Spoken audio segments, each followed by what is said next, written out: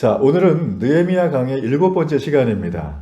아무리 반대해도 성도는 이긴다, 이런 제목으로 하나님 말씀을 전하겠습니다. 자, 우리 여기 계신 분들, 만약이라는 경우에 한번 생각을 해보죠. 여러분이 전쟁터에 왔어요. 여러분이 잘하고 있는 게임 중에 배그 같은 그런 게임, 전쟁터에 딱 왔다. 그 전쟁터에서 눈앞에 총알이 빗발치고 적들이 앞에서 왔다 갔다 하면서 나를 죽이려고 타켓을 잡고 노리고 있다. 자, 그러면 여러분이 이 전쟁터에서, 이 한복판에서 전쟁을 이기는 그 방법 중에 가장 중요하게 제거해야 될 사람이 누굴까요? 눈앞에 총을 쏘고 있는, 나를 공격하고 있는 적들 앞에서 이 전쟁을 이길 수 있는, 꼭 제거해야 될 그 한 사람이 있다면 누굴까요? 예, 바로 리더입니다. 서양 속담에 리더를 쏘라, 바로 그게 금방 제가 설명드렸던 이 예에 해당이 되는 거예요. 가난한 사람들의 어머니라고 불렸던 마더 테레사라고 하는 수녀. 자, 이분은 수녀가 된 다음에 그의 마음속에 굉장히 큰 부담이 생겼어요. 왜냐하면 당시에 영국에서 인도를 식민지화하고 수십 년간 약탈하고 빼앗고 죽이고 이렇게 했었거든요. 그러고선 영국이 철수했어요. 인도는 완전 아노미 상태에 빠집니다. 그래서 그 인도를 바라보다가 이 수녀님은 인도의 가장 빈민들이 많은 콜카타 지역에 사랑의 선교 수녀회를 설립을 합니다. 가난하고 병든 사람들, 버림받은 사람들이 즐비하게 있는 곳, 누가 죽어도 아무렇지도 않은 곳, 당시에 최하층 노예 계급이 존재하던 그 나라에 갔는데 정말 수녀님은 눈에 보기에 민망할 정도의 광경을 너무나 많이 봤어요. 그래서 그분은 작은 건물을 준비해서 봉사자 팀들과 함께 드디어 거기에 사랑 선교회를 시작을 하게 됩니다. 근데 문제가 발생하는 거예요. 여러분, 인도는 힌두의 나라죠. 힌두교. 여러분, 힌두교는 인도의 최대의 인구가 있습니다. 잘 아시나 모르겠지만 힌두교란 이름 자체가 인도 종교란 뜻이에요. 인도의 교.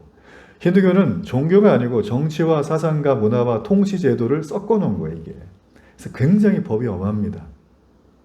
자, 이 힌두교 지도자들이 볼 때, 아니 갑자기 저 누구야 파란 눈의 어떤 수녀가 와가지고 말이지, 자기 옆에서 뭔가를 하고 있는데 이게 마음에 안 드는 거예요. 그래서 격렬하게 반대합니다. 시위를 하고 폭행을 하고 또 이렇게 관공서에 신고를 하고, 그래서 이걸 못하게 하는 거예요.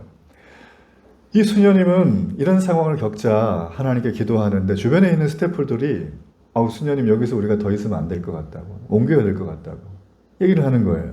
자, 그런데 수녀님은 기도하고 나오시더니만 이런 말을 하셨어요. 나를 부르신 이가 내게 맡기신 일이 있기 때문에 난 이곳을 죽지 않은 한 떠날 수 없습니다. 자기는 죽어야 나간다는 거예요. 자, 이 수녀님처럼 극심한 반대에 부닥치는 경우가 우리가 살아가다 보면 있죠. 우리는 시도하던 일들이 뜻대로 안 될 때가 있습니다. 그게 원인을 파악해보면 대개 보면 둘 중에 하나입니다. 하나는 내 잘못일 경우가 있어요. 그리고 또 하나는 내 잘못과 상관이 없는 경우가 있습니다. 자, 만일 내 잘못으로 인해서 어려움을 내가 겪고 있다면 문제 해결은 간단합니다. 내가 스스로 돌이키고 그걸 안 하면 되는 거예요. 아까 수료소감 하신 것처럼 나는 술 안 먹겠다, 딱 결정을 하는 거예요. 이건 간단할 수 있습니다. 자, 그런데 문제는 내가 내 잘못과 상관없이 내가 시도하는 일이 번번이 반대에 부닥칠 때가 있다는 거죠.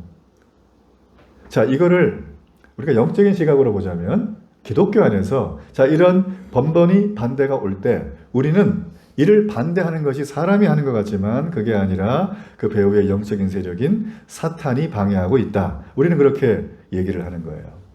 자, 사탄이란 그 단어의 그 내용의 뜻은 대적자란 뜻입니다. 그래서 사탄의 별명은 대적하는 존재, 대적 마귀, 이렇게 우리가 부르잖아요. 그죠? 사탄의 핵심적인 전략은 거짓말이에요. 여러분, 거짓말을 밥 먹듯이 하는 분들 계신데 회개하고 구원받기를 축복합니다. 거짓말 하시면 안 돼요. 이게 사탄의 놀이개예요. 자, 이 마귀는요, 특별히 이 사탄은 언제 반대를 많이 하냐면 우리가 하나님의 일을 시도하려고 할 때, 오늘부터 교회 가야지. 나 오늘부터 성경 무조건 한 장 읽을 거야. 나 오늘부터 무조건 예수님 얘기할래. 마음 먹죠? 그러면 돌풍처럼 반대가 와요. 그게 누가 하는 거예요? 네, 사탄이 하는 거예요. 자, 오늘 본문에 보면 이 테레사 수녀님처럼 느헤미야 역시 엄청난 반대를 경험하게 됩니다. 근데 그 반대는 바로 사탄으로 말미암았다. 자, 그럼에도 불구하고 지금 이 사람은 자신의 사명이었던 성벽 재건을 계속 해나갑니다. 그죠? 우리 그 얘기 살피잖아요? 결국 이 사람은 이런 반대에도 불구하고 하겠다고 결심을 해요. 자, 그리고 어떻게 되었는가? 우리가 말씀을 읽진 않았지만 뒤에 보면 52일 만에 성벽이 완공되더라. 멋진 말 아닙니까? 52일 만에. 느헤미야는 마침내 이 모든 반대를 물리치고요. 자신의 사명을 이룹니다. 그리고 그 다음에 16절쯤에 보면 이런 말이 있어요. 대적들이 그 얘기를 들었어요. 성벽이 완공됐대. 그러면서 그 얘기를 듣고 크게 두려워하고 크게 낙심을 해요. 절망에 빠진 거예요, 대적들이. 네. 이유가 나옵니다. 이 성벽을 느헤미야가 한 게 아니라 하나님이 직접 오셔서 행하셨기 때문이에요. 하나님이 하셨다. 여러분, 느헤미야가 직면한 이 반대는 옛날 할아버지가 반대 경험했나 보다가 아닙니다. 우리가 예수님을 믿는다면, 예수님의 제자라면, 하나님의 성도로 살아가는 사람이라면 우리의 일상에는 이런 사탄이 주는 날마다의 반대에 직면할 수밖에 없어요. 특별히 하나님의 일을 시도할 때. 우리는 그래서 느헤미야의 반대의 그 경우가 사실 나의 반대다 라고 여러분 그런 마음으로 오늘 말씀을 주목해야 될 필요가 있어요. 자, 그렇다면 이 느헤미야가 직면한 반대는 무엇이었는가? 그는 이 반대를 어떻게 넘어섰는가? 그리고 하나님이 허락하신 이 모든 사명을 사탄의 전략을 물리치고 어떻게 이겼는가? 여러분, 이 부분을 오늘 여러분과 함께 살펴보면서 은혜 받기를 원합니다. 자, 우리 게임 이론 중에 여러분 게임 좋아하시죠? 뭐 배그 뭐 이런 거 있고 옛날에 뭐 스타도가 막 그랬는데, 그죠? 자, 이 게임 우리가 하는 그런 온라인 게임뿐만 아니라 일반적으로 뭐 스포츠 경기부터 시작을 해가지고 애들하고 내기까지 하는 이 모든 게임 이론 중에 백워드 인덕션이라고 하는 게임 법칙이 하나가 있습니다. 여러분, 이 말은 어떤 결정을 할 때 우리가 지금 현재 상태에서 미래로 되어지는 과정을 생각해서 하는 순서적인 방법을 택하잖아요. 어떻게 반응할까? 여러분, 그런데 이거는 오히려 거꾸로 미래에서부터 되짚어 오는 거예요. 바둑으로 치자면 복기, 내가 어떻게 졌나, 어떻게 이겼나 이걸 보는 거예요. 쭉 되짚어 봐서 내가 지금 현재 미래에서부터 생각을 해보니까 이런 행동을 이때 해야 되겠구나 라고 하는 사고 방식입니다. 쉬운 예를 하나 들어볼게요. 여러분 이솝우화 들어보셨죠? 자, 이솝우화 한 태목인데 거기에 보면 동물의 왕 중에 사자가 나옵니다. 근데 이 사자가 쓴 놈이에요. 남자 사자. 근데 이 남자 사자가 참 주책 맞아가지고 인간의 어떤 아리따운 여인을 보고, 처녀를 보고 내가 저 아가씨랑 결혼해야겠다. 이런 마음을 먹었어요. 자, 이게 말도 안 되지만 이솝우화라는 걸 여러분 염두에 주셔야 돼요. 그래갖고 이 아가씨의 부모님이 어디 계시나 봤더니만 직업이 농부인데 아버지가 있는 거예요. 찾아가요. 그래가지고 이 아가씨랑 내가 결혼하고 싶다고 청혼을 하는 거예요. 참 말도 안 되는 게 좀 나오죠? 근데 딱 보니까 사자가 와가지고 그 힘이 센 수컷 사자가 동물의 왕 아니에요. 그렇게 얘기를 하니까 아버지가 무섭잖아요. 그렇죠? 그래서 아버지가 생각을 한 거예요. 야, 이걸 어떻게 물리치나? 딱 보니까 사자가 이빨이 확 있잖아요. 그리고 발톱이 있잖아요. 손톱이 아니라 발톱이 있잖아요. 그래가지고 이게 우리 딸한테 상처를 줄 수 있으니까 이거 참 문제가 되는 것 같다 라고 얘기했더니 사자가 시키지도 않았는데 자기 발톱 빼버리고 이빨을 빼버렸네. 그러고서 와가지고 나 결혼할 준비 됐다 그러는 거예요. 자, 이걸 본 농부가 어떻게 반응하냐면 숨겨있던 몽댕이를 빼가지고 후드로 패서 쫓아버렸다는 이솝우화의 엔딩입니다. 자, 여러분, 우리가 이 얘기 속에서 게임 이론을 적용을 해보자면 사자한테는 이빨을 빼고 발톱을 빼기 전에 이미 본인이 선택할 옵션이 더 있었어요. 그죠? 그리고 사자가 만약에 이를 빼지 않고 발톱을 빼지 않고 그 농부, 그 아버지에게 무서운 모습으로 계속 청혼을 딸을 내게 달라고 요청을 했다면 아마 이 농부가 살해 위협을 느껴가지고 딸을 줬을 가능성도 있다라는 거예요. 그러니까 선택지가 두 가지가 다 있었던 거예요. 사자가 이런 행동을 하면 농부는 이렇게 할 수 있었어요. 근데 사자는 자기가 죽는 선택을 하고 농부는 거기에 맞춰서 반응을 해준 겁니다. 자, 여러분, 이게 바로 무엇일까요? 상대방의 말을 액면 그대로 받는 게 아니라 내 상황 속에서 상대가 정말로 어떤 선택을 할 것인가. 그래서 미리 예상해서 내 행동을 결정하는 것을 바로 게임 이론에서 백워드 인덕션이라고 하는 거예요. 여러분, 이거는 지금도 수많은 사람들이 경영 논리로 쓰고요. 많은 게임에서 이거를 차용해서 전략 전술을 쌉니다.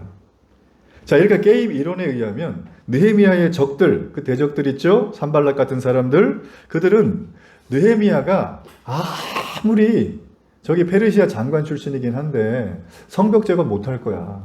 그들은 그렇게 예측을 했어요. 그래서 그들에게 날마다 비웃고 조롱하고 비방하고 협박하고 그랬잖아요. 그죠? 그게 지금 느헤미야 5장까지의 스토리였잖아요. 계속 성벽 제거를 못하게 했어요. 여러분, 우리가 아는 것처럼 오늘 6장에는 성벽을 완성하거든요. 그러면 이 대적들의 백워드 인덕션은 예측이 빗나간 거예요. 그렇죠? 그들은 자신의 예측과 달리 성벽이 마무리되어 가 있는 모습을 보면서 좌불안석합니다. 야, 큰일 났다 이거. 야, 이대로 뒀다가는 큰 문제가 생기겠는데. 그래서 그들은 다급해진 마음에 쓰지 말아야 될 극단적인 방법까지 동원해서 성벽 재건의 완성을 못하도록 하는 게 오늘 6장의 전체적인 흐름이에요. 참 사탄이 집요합니다. 자, 그럼에도 불구하고 이 느헤미야는 가진 방해와 협력과 음해와 이런 것을 아랑곳하지 않고 결국 52일 만에 성전 전체를 완공하게 된다. 자, 그런데 여러분, 이 성벽 재건을 방해하려고 그랬던 이들의 마지막 극단적인 전략은 무엇이었을까? 오늘 말씀해 보면 그들은 딱 보니까 저 리더만 쏘면 되겠다라는 거예요. 리더만 끝내자. 느헤미야를 제거하기 위해서 이들은 전략을 세웁니다. 여러분, 느헤미야라는 사람은 페르시아 고관 대작 출신입니다. 장관 출신이에요. 왕의 신임을 받고 전폭적인 지지를 받아서 니네 고향 땅 가서 성벽 재건해. 그래서 외세의 침입을 막을 수 있도록 내가 허락해 줄게 라고 온 겁니다. 우리 그 장면을 살폈어요. 자, 그렇기 때문에 이 사람한테 섣불리 이 산발락 같은 대적들이 군대를 끌고 가봐야 이길지 안 이길지도 모르고요. 이거는 페르시아 왕한테 반기를 드는 거기 때문에 거의 국제적으로 엄청난 문제가 일어날 수가 있어요. 그래서 그들은 무리가 없어야 돼요. 자기의 전략에. 그리고 좀 정당한 방법으로 일을 해야 됩니다. 명분도 있어야 되겠죠. 그래서 그들은 이 느헤미야를 제거하기 위해서 음모를 꾸밉니다. 음해하는 음모를 꾸며요.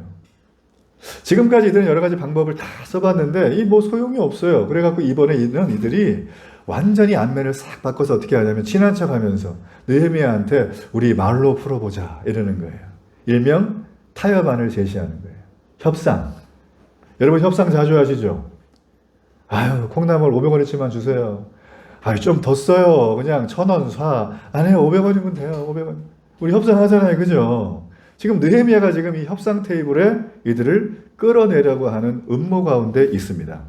자, 이들이 그럼 이 협상 테이블을 어떻게 끌어내느냐?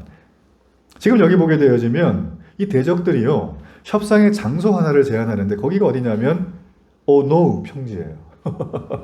오노, 예, 이름 특이하죠? 자, 여기 어디냐면은 예루살렘에서 북서쪽으로 약 32km 정도 떨어져 있는 곳이에요. 예, 여기서 안산까지가 얼마나 걸리죠? 예, 수원 정도까지는 얼마나 걸립니까? 30km? 그 정도 되겠죠? 그럼 그 정도 거리라고 봐야 되는 거예요. 자, 그런데 지금 이 오노 평지가 어디냐면 여기는 예루살렘 땅이, 이스라엘 땅이 아니에요. 그 적국이었던 사마리아 땅하고 여기하고 중간에 완충지대, 그러니까 중립지대입니다. 우리 한반도에 있는 DMZ 같은 곳이에요. 그죠? 거기는 사람이 살지 않고 그냥 중립지대니까 그냥 버려진 곳이에요. 자, 그런데 여기가 산세가 험합니다. 군사를 매복해가지고 있다가 느헤미야가 왔을 때 뭔가 기습을 하면 이길 만한 확률이 높겠죠. 자, 그들은요, 이 오노 평지를 면담 장소로 택한 이유는 아주 간단합니다. 느헤미야를 그 예루살렘에서 끌어내기 위한 전략이었어요. 아니, 거기 가서 협상해도 되는데, 그쵸? 그러고 나서 그가 죽일 수 있는, 쉽게 없앨 수 있는 그런 장소를 선택한 거예요. 자, 이때 느헤미야는 그들의 음모를 미리 알게 돼요. 그리고 그는 대처하게 됩니다. 자, 그는 어떻게 그걸 대처했을까? 자, 느헤미야는 제일 먼저 그들의 음모를 정확하게 분별을 합니다. 모든 일을 진행하기 위해서는 지금 상황이 어떤가 현재 파악을 해야 돼요. 내일 놀러 가는데 집에 부탄가스가 없네. 그럼 사와야 되는 거예요. 근데 이미 가가지고 거기서 생각하면 부탄가스를 2배 주고 사야 되는 거죠. 그렇죠? 현재 파악이 중요하다. 그리고 그는 어떻게 했냐면 이 음모를 알고 단호하게 거절합니다. 무려 몇 번? 절 보세요. 4번. 4번이나 거절을 해요. 여러분 어떤 친구가 와가지고 자기한테 막 좋은 말 해가면서 야 이거 하면 좋아 그러면서 한 번 했어요? 근데 거절해. 2번 했어요? 거절해. 3번 했어요? 거절해. 4번까지 하는데 거절할 수 있어요? 죽고 사는 문제 아니면 그래 가줄게. 그거 뭐 어렵겠어 내가. 그렇죠 그죠? 근데 느헤미야는 어떻게 해요? 4번을 단칼에 거절했다. 그게 느헤미야의 대처 방법이라는 거예요. 상대방의 전략에 느헤미야는 절대 말려들질 않아요. 마귀의 전략에 우리가 말려들면 우리는 망합니다. 그 싸움을 지는 거예요. 마귀가 아무리 우리에게 유혹을 하더라도 우리는 백워드 인덕션 이걸 기억해야 돼요. 그의 수를 미리 예측하고 결과를 생각하고 거기서부터 뒤로 오면서 내가 이런 행동을 했을 때 이렇게 해야 되겠다. 그렇게 해야 되는 거죠. 그죠? 여러분 싸움의 고수들은 보면 그 사람들이 힘으로 싸우지 않아요. 조선에 전설적인 싸움 고수가 있었어요. 김모씨. 이 김모씨는 싸움을 어떻게 싸우는가? 바람을 이용하고 햇빛을 이용하고 낙엽을 이용해 싸워요. 당해낼 사람이 없어요. 그 사람은 싸우러 가기 전에 어떻게 하는 줄 아세요? 그 전날 미리 가요. 그래가지고 거기서 바람이 어떻게 부는가 손가락으로 재고 땅의 토질이 어떤가 습한가 여기는 추운가 여기는 움푹 파였나 땅이 단단한 걸 다 봐요. 사전 분석을 다 하는 거예요. 그러고 싸우니 그렇죠 그죠? 네. 여러분 우리가 사탄이 우리에게 던지는 유혹의 소리들이 있는데요. 이걸 그냥 따라가면 우리는 그들에게 말려 들어가는 것입니다. 자, 또 하나 느헤미야는 여기서 어떻게 대처를 했는가? 그는 아무리 그들이 4번 동안 와서 야 우리 만나자 아무리 얘기를 해도 그는 어떻게 하나요? 자기가 하고 있는 성적 재건을 계속 하고 있는 거예요. 사명에 집중을 한 거죠. 그러면서 가지 못하는 이유를 늘 얘기할 때마다 4번 다 똑같은 말을 합니다. 내가 성벽 재건이 아직 안 끝났거든. 난 예루살렘 못 떠나. 나는 교회를 떠날 수가 없어. 나는 우리 집을 지켜야 돼. 나는 저 사람이 내가 필요한 사람이니까 내가 반드시 지켜줘야 돼. 지금 그 사람을 그거를 지금 느헤미야는 얘기하고 있습니다. 그래서 1절에 보면은 아직 문짝이 안 달렸대요. 성벽 다 거의 다 만들었는데. 여러분 성벽이 있고 문짝 없으면 그거 허당 아니에요. 문짝으로 들어오면 어떻게 해요? 문짝이 뭐 동네 문짝인가요? 엄청나게 큰 문짝이죠? 그래서 이거를 달아야 되니까 이게 지금 내가 지금 해야 될 일이야. 라고 지금 그런 얘기를 하는 거죠. 여러분 우리의 대적들이 여러분의 인생 속에 와서 사탄의 부름이든 여러분 주변에 여러분을 이간질하고 넘어뜨리게 하는 그런 대적들이 올 때 우리가 기억해야 될 게 있습니다. 내가 지금 하나님의 일을 시도하면서 내게 주신 그 부르신 사명을 따라 살아가고 있는 삶을 산다면 내가 성도답게 살아가려고 할 때 이런 사탄의 음해하는 말이 내게 들어오면 여러분 절대 하나 기억해야 될 사실은 저를 한번 따라하세요. 사명자는 죽지 않는다. 내가 이 사명을 완수하기까지 하나님은 우리를 반드시 살려놓으세요. 저는 그런 분들의 이 간증을 너무 많이 들었어요. 제가 교회를 개척하기 전에 선배 목사님들 찾아가서 인사드리면서 말씀드렸어요. 목사님, 제가 이렇게 목회를 개척하려고 하는데 어떻게 하면 좋겠어요? 좀 알려주세요. 라고 물어보니까 그래서 목사님들 한결같은 얘기. 내가 45년 목회를 했는데 6.25 이후에 그 못 먹던 시절에 그냥 굶는 게 일상이었대요. 그 목사님. 옷이 어디 있어요? 성도들 맨날 아프고. 근데 그들을 만나서 너무 절망이 돼서 하나님, 전 능력이 없어요. 교회가 부자도 아니고 저도 부자도 아닌데 이분들 저한테 이렇게 양으로 맡기셨는데 저 아무런 능력이 없어요. 어떻게 하면 좋아요, 하나님? 그러니까 하나님이 그러더래요. 내가 너를 살린 것처럼 저들을 살려주겠다는 거예요. 그 사명을 받고 그 목사님의 목회 철학은 가서 내 백성을 네가 내 이름으로 위로해 주라. 그거였어요. 그분은 위로 목회를 하신 목사님이세요. 제가 그걸 들으면서 얼마나 큰 감명이 되는지, 사명자는 죽지 않는구나. 여러분, 이 땅에 밥이 없어도 굶어 죽습니까? 대한민국? 뭐 놀거리가 부족합니까? 타고 다닐 차가 없어요? 집에 가면 뭐 손쉽게 내가 이렇게 도파민 충족해주는 무슨 뭐 보고 즐길 거리가 하나도 없어. 넘치는 사회예요. 근데 자살률은 점점 높아지네, 이거. 어떻게 되는 거예요? 저는 여러분 그들의 돌아가심, 극단적인 선택은 너무 가슴이 아프지만 저는 그들을 찾아가서 만나서 얘기해주고 싶어요. 하나님은 당신을 가치 있게 만들었다. 그 가치를 다른 말로 하면 당신에게 사명을 줬다고 저는 말하고 싶어요. 여러분, 사명이 있는 인생은 음해하는 음모를 걸리더라도 절대 죽지 않습니다. 오히려 넉넉하게 이겨낼 줄로 믿습니다. 여러분, 그러므로 여러분이 속해 있는 여러분의 가족들, 가정들, 여러분이 지켜야 될 사명의 자리인 거예요. 여러분이 속해 있는 교회, 하나님이 허락하신 사명의 자리인 거예요. 여러분의 삶을 통하여 앞으로 이루어야 될 꿈, 비전, 야망 이런 것들이 이루어지죠? 여러분 그걸 통해서 하나님을 높이라고 하나님이 주신 사명의 자리인 줄로 믿습니다. 여러분 이걸 우리가 놓치고 살면 내가 아무리 부자가 되고 내가 아무리 모든 걸 다 가지고 있는 권세가 되어도 여러분 우리의 삶에 날마다 세상의 음해로부터 넘어질 수밖에 없습니다. 여러분 그런 놀라운 사명자의 삶을 살기를 바랍니다. 자, 또 하나 우리는 지금 이 느헤미야가 지금 겪고 있는 너무나 많은 반대가 있습니다. 자, 음모를 통해서 느헤미야를 제거하려고 하는 이 적들의 이 소위 말하면 접근이 먹히지가 않자 지금 이들은 포기하지 않고 또 해요. 참 끈질겨요. 뭘 하냐면 저를 따라해 보세요. 중상모략. 어려운 한자어인데 쉽게 말하면 아니딴 굴뚝에 연기 나게 만드는 거예요. 이 중상모략을 지금 느헤미야한테 하면서 어떻게 하냐면은 페르시아 왕이 느헤미야의 배경인이니까 뒤를 봐주는 사람이잖아요. 그러면 이거는 힘을 역지사지 이용하자. 페르시아 왕이 느헤미야를 내치도록 만들자. 자, 요런 전략을 쓰는 거예요, 지금 현재. 자, 어떤 내용인가 한번 보세요. 자, 6절의 말씀. 자, 이 말씀 앞에 화면에 있죠? 자, 이 말씀은 세 번역인데 함께 한번 이 말씀을 읽어봅니다. 6절 시작. 그 내용은 다음과 같다. 당신과 유다 사람들이 반역을 모의하고 있고 당신이 성벽을 쌓는 것도 그 때문이라는 소문이 여러 민족 사이에 퍼져 있어.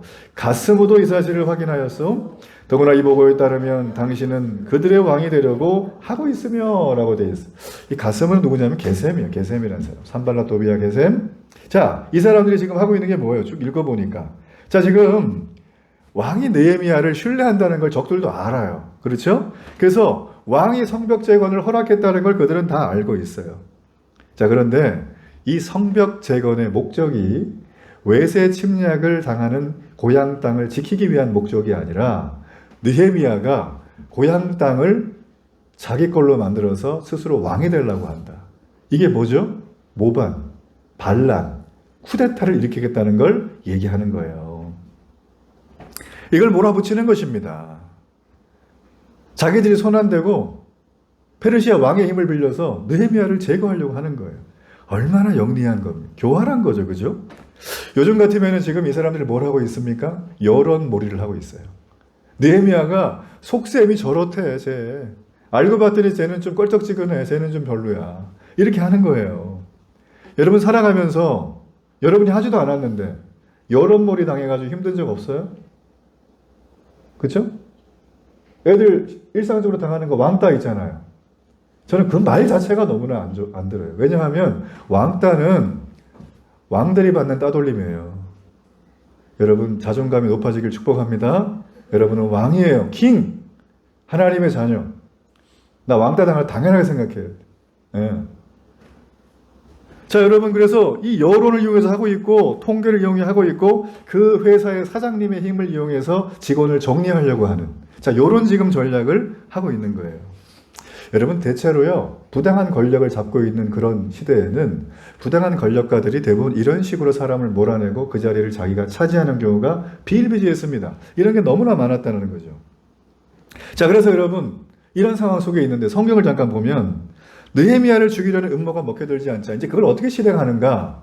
그 사람들은 5번째 시도하는데 그때는 뭐 하냐면 편지를 보내요. 그래서 그 편지에다가 이 내용을 써서 보내는데 희한하게도 그 편지를 봉하지를 않아요. 당시에는 여러분 편지를 봉할 때 지금처럼 풀 바르는 게 아니고 이렇게 두루마리를 쓴 다음에 끈으로 묶어요. 그런 다음에 그 당시에 그 보내는 사람의 발신자의 인장 반지를 이렇게 촌등해가지고 딱 이렇게 찍습니다. 그러니까 보신 적 아마 있을 거예요. 실제로. 그러면 이게 뭐예요? 내용을 아무도 본 사람이 없다. 너랑 나랑 비밀적인 거다. 이거는 내가 보증하는 거다. 그 사람의 공신력의 문제죠. 근데 여기 본 편지가 이게 봉해지질 않고 그냥 왔어요. 그러면은 이건 어떤 뜻일까요? 편지를 봉하지 않고 그냥 보내요. 중요한 편지인데 누가 보라는 거죠. 백성들이 보고 소문 내라는 거죠. 누구한테? 페르시아 왕의 귀에 들어가게. 편지 내용이 뭐예요? 이거예요. 느헤미야가요. 그냥 다른 생각이 있어요. 지금 그걸 하고 있는 겁니다. 정말 제가 느헤미야였으면은 정말 화나가지고 잠을 못 잤을 것 같아요. 내가 하지도 않았는데 세상에 이거 했다고 막 우기고 있으니까. 여러분 그런 적 없으세요? 사람에도 그런 적 있었죠? 네, 오늘 느헤미야가 지금 그런 일을 당하고 있는 겁니다. 자, 느헤미야가 지금 이 상황을 다 알게 됐어요. 야, 편지가 그랬어? 페르시아 왕에 들어가겠네. 까지 그도 예측을 하잖아요. 그러면 느헤미야는 이 문제를 풀어야 되잖아요. 그래서 느헤미야는 결국 이 대적들의 협상 테이블에 느헤미야 스스로 제발로 나올 것이다. 우리가 그때 느헤미야를 제거하면 된다. 이게 그들의 지금 생각이었다는 거예요. 그 서신의 내용은 느헤미야가 역모를 꾸민다는 그겁니다. 완전한 허위와 날조라는 거죠. 여러분 사실 이 대적들이 이런 꾀를 내는 게 처음이 아닙니다. 우리 느헤미야 앞에 보면 에스라가 있거든요. 거기 보면 예전에 성벽을 재건하려고 했던 느헤미야 말고 다른 사람이 있었어요. 근데 그 사람이 성벽을 재건하려고 하는데 똑같이 이 대적들이 와가지고 어떻게 했냐면 페르시아 왕한테 허위 조작된 리포트를 올려요. 얘네들이 모반을 하려고 그럽니다. 그러니까 왕이 괘씸하다 그러면서 성벽 재건하지 말라고 또 왕의 명령을 내려버린 거예요. 자, 그렇게 해서 한번 좌절시킨 적이 이들이 있습니다. 그래서 그들은 또 쓰는 거예요. 여러분, 마귀의 계략이 늘 창의적이진 않아요. 얘네들이 거의 재탕 삼탕해요. 그러니까 한번 본 게 있잖아요. 그죠? 그럼 우리는 이겨낼 줄로 믿습니다. 분별하고. 자, 이 산발랏이라는 사람들, 이 대적들은요, 이 느헤미야가 이제는 이걸 지금 알고 있기 때문에 이 내용에다 뭐라고 썼냐면 선지자를 세워서 유다의 왕이 있다고 선전했다고 또 모함을 합니다. 여러분, 느헤미야는 장관이긴 하지만 왕족 출신은 아니에요. 근데 그는 선지자의 도움을 받아서 왕에 오르는 시도를 한다라고 헛된 주장을 그 서신에 또 쓰고 있는 거예요. 이유는 간단합니다. 느헤미야를 모함해서 협상 테이블에 불러낸 다음에 그를 죽이려는 시도였던 거예요. 만약에 나오지 않는다면 이 서신을 근거로 해서 왕한테 모반한다고 이렇게 고발을 할 수가 있는 거죠. 그러니까 느헤미야는 지금 진퇴양난이에요. 나가면 안 되고 안 나갈 수도 없고 이런 상황에 지금 빠지게 된 겁니다. 우리가 이런 경우를 당할 때 참 정말 답답하기지 그럴 데가 없어요. 내가 이번에 이 대학을 가야 되는데 성적은 또 이쪽으로 가야 되는 거고 내가 또 1년 재수를 해야 되나? 제가 아는 어떤 그 분의 딸이 성적이 이렇게 대학 갈 만한 성적이 돼요, 인서울이. 근데 한 해 재수한다고 지금. 성적은 되는데. 그러니까 고민이 많은 거예요. 내가 누구죠? 형제를 만나서 교제해가지고 내가 나중에 결혼해야 될까? 근데 봤더니만 더 믿음 좋은 형제가 또 눈에 보이네. 그러면 우린 고민이 되는 거예요. 진퇴양난. 근데 이거는 좀 긍정적인 건데, 이거는 지금 느헤미야는 어떻습니까? 완전히 사면초가예요. 뭐라도 선택하지 않으면, 그죠? 게임 이론에서 아까 말씀드렸죠, 제가. 백워드 인덕션을 하지 않으면 이 사람은 살아갈 수가 없어요, 지금. 가만히 있어도 죽고, 행해도 죽고, 완전 어려운 상황입니다. 이 대적들이 머리가 나쁜 사람들이 아니었어요. 아는 것처럼 이 사람들은 당시에 왕을 죽이려는 쿠데타가 많았거든요. 특별히 느헤미야라는 사람은 직분이 술 맡은 관원장, 쉽게 말하면 먹는 음료수는 이 사람이 다 체크하는 사람이에요. 그러니까 여기다 독을 풀면 어떻게 됩니까? 독을 풀면 죽죠, 왕이. 그러니까 술 맡을 관원장을 매수해가지고 쿠데타 세력들이 많이 모반을 일으켰어요, 사실은. 그러니까 왕도 그걸 알고 있기 때문에 만일에 이런 허위 날조된 이 문서를 자기가 만약에 딱 접했다면 느헤미야가 정말 이런 인간이었어? 하면서 왕의 힘으로 느헤미야를 끝낼 수도 있는 상황이에요. 그러니까 산발랏, 이 대적들, 이 마귀의 세력이 얼마나 교활한지 모릅니다. 여러분, 제가 늘 말씀드리잖아요. 대적들은 여러분 앞에 올 때 막 여기다 막 침 흘리면서 막 뿔 이만해가지고 막 빨간 머리 달고 막 망토 검은 거 쓰고 막 함자 들고 와가지고 내가 너 이제 막 죽일 거야, 막 너 넘어뜨릴 거야, 이렇게 하지 않아요. 여러분 제일 좋아하는 거 있죠. 이거 하나면 그냥 마음이 확 뺏기는 거 있잖아요. 그걸로 와요. 그걸로 온다니까요. 지금 느헤미야의 평생의 사명이자 그가 가장 좋아하는 게 뭐였죠? 성벽을 재건해서 이 나라의 백성들이 안심하고 살 수 있게 하는 거였습니다. 지금 그거를 어떻게 하나요? 마귀가 틈타고 있는 거예요. 자, 그러면 이 느헤미야는 이런 증상모략을 지금 당하고 있는데 그는 어떻게 대처할까? 아까와 했던 거랑 좀 비슷한데 8절 말씀에 보면 이런 얘기가 있어요. 소문이 사실이 아니다는 걸 그가 알기 때문에 이걸 정확하게 밝혀냅니다. 이 소문은 나를 해롭게 하려고 니네가 만들었지, 니네 마음에 지어낸 거 내가 다 알아, 그러면서 소문을 확인하죠. 자, 또 하나는 뭘까요? 나의 사명을 집중하게 해달라고 하나님 앞에 기도합니다. 느헤미야는.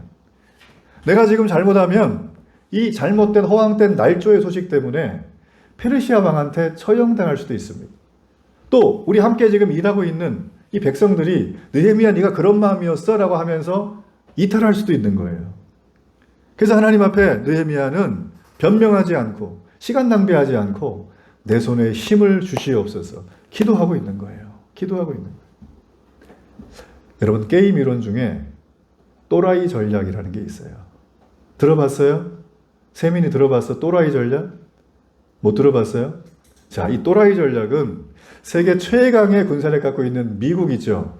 미군도 벌벌 떨게 하는 북한의 김정은이 하는 전략입니다. 이 또라이 전략.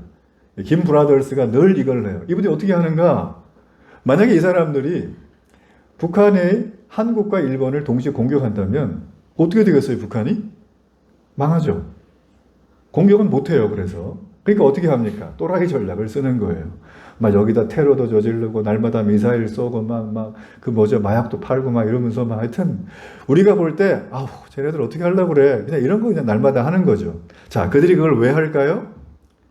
나는 니네 예상대로 안 움직인다는 걸 보여주는 거예요.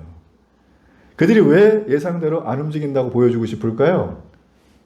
주도권을 잡고 싶은 거예요, 협상에서. 그렇죠, 그죠? 근데 세상은 다 알죠? 그래봐야 주도권 안 주죠. 그렇죠, 그죠? 이 또라이 전략. 지금 이 대적들이 하고 있는 게 뭐냐면 바로 이 또라이 전략이에요. 여러분, 참고로 또라이는 욕이 아닙니다. 국어사전에 등재되어 있는 단어이기 때문에 집에 가서 찾아보시길 축복합니다. 전 설교 시간에 절대 비속어 안 씁니다. 반말도 안 하고 저는. 참 그건 너무 어려워요, 그렇게 하는 거. 자, 여러분, 그래서 우리가 신앙의 사실 이걸 비유해 보자면 우리가 어떤 상황에서 기도만 하고 있다. 사람들이 이걸 보고 뭐라고 하냐면 시간 낭비만 하는 게으른 또라이라고 하는 경우가 있어요. 저는 그런 모함을 자주 당해봤습니다. 기도만 하면 어떡해? 날마다 저한테 그래요. 와, 이 사람들 정말 마음이 어렵더라고요. 저는 이 문장을 이렇게 수정해야 된다고 봅니다. 기도만 하는 게 아니라 자신의 사명을 위해 최선을 다하며 기도하는 거예요. 한 번 더요. 기도만 하는 게 아니라 자신의 사명을 위해 최선을 다하며 기도해야 된다. 여러분, 느헤미야는 지금 그러고 있는 거예요. 지금 이 자기를 음해하는 이 주제에 대해서 그는 변명하지 않아요. 시간 낭비하지 않아요. 뭐 합니까? 기도합니다. 모든 진실을 알고 계신 하나님 앞에 기도하는 거예요. 그러나 그의 기도는 하나님 내가 억울해요, 이런 기도하는 게 아니라 그는 어떻게 하냐면 내 손에 힘있게 하소서. 내가 지금 하고 있는 성벽 재건의 사명을 이룰 수 있도록 하나님 나를 도우소서. 내가 이 사명을 이루기 전까지는 절대로 물러서지 않습니다. 음해가 봐도 나는 이루어낼 것입니다. 혹시 여러분 이 자리에 계신 분들 중에 중상모략을 당하면서 음해를 당하는 분이 마음에 지금 있다면 사실을 그대로 밝히기를 축복합니다. 그리고 더 이상 그 일에 매달리지 마시고 내게 허락하신 하나님의 일, 그 사명을 이루기 위해서 여러분 기도하십시오. 내 자존심보다 더 중요한 것, 그것은 바로 사명입니다. 자, 느헤미야를 향한 이들의 세 번째 공격은 신앙적인 공격을 또 하고 있어요. 자, 대적들이 이것도 이제 안 되니까 최후의 수단을 쓰는 거예요. 평소에 스마야 제사장이 느헤미야랑 친해요. 그러니까 이 사람을 뇌물로 매수를 해가지고 얘를 넘어뜨리려고 하는 전략을 짭니다.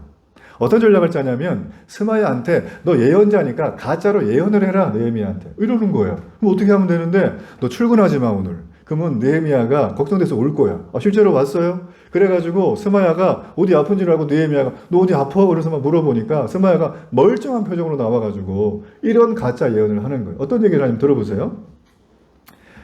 내가 너랑 정말 친하니까, 내가 너한테만 정말 너무 미안하니까 내가 잠깐 말해주는 건데, 오늘 있잖아, 산발랏의 대적이 자기가 보내서 너를 죽인대. 그러니까 우리 피해야 되잖아. 그러니까 우리가 어디 피하냐면 저기 저 예배당 있지, 성소, 거기 들어가가지고 우리 숨자.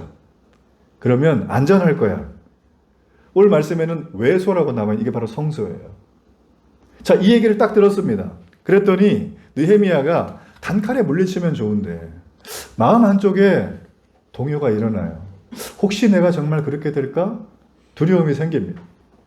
그런 생각했어요. 내가 죽는다면 이 성벽을 누가 완성하지? 아니, 나의 친한 동료 스마야가 빈말하는 것 같지는 않은데 이거 어떻게 하면 좋을까?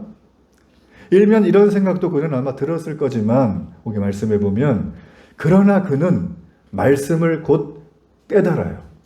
말씀을 떠올립니다. 자, 율법에 보면 성소에 가까이 간 외인은 죽이라 이런 명령이 있어요. 히스기야 왕이라고 하는 유다의 굉장히 선한 왕도요. 이 사람도 성소에 가까이 갔다가 왕인데 문둥병 걸려요. 느헤미야는 이걸 알고 있었던 거예요. 그 자신의 마음에 율법을 깨달은 느헤미야는 이렇게 대답을 해줍니다. 나 같은 자가 어찌 성소에 들어가겠냐? 거기서 생명을 보존하겠냐?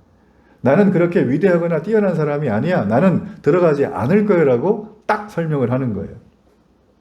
자, 이렇게 말하는 느헤미야의 속마음, 우리는 미루어 짐작해 볼 수 있어요? 느헤미야는 내가 지금 죽을지언정 나는 사명의 현장에서 도망가지 않겠다는 거예요. 나는 내 공동체에서 도망가지 않겠다. 나는 내 가정에서 도망가지 않겠다. 나는 내 교회에서 도망가지 않겠다. 나는 내 삶의 현장에서 도망가지 않겠다. 나는 내 성업의 현장에서 도망가지 않겠다. 나는 이거를 지켜내겠다고 지금 느헤미야는 말하는 결의가 있어요. 여러분, 우리가 느헤미야 이런 모습을 볼 때마다 그는 진정 하나님 중심의 사람이었음을 우리는 알게 됩니다. 그는 상황에 따라서 자신의 행동을 결정하지 않았습니다. 항상 기도했고 항상 말씀을 따랐고 항상 그 말씀을 따라서 그는 처신을 했다는 거예요.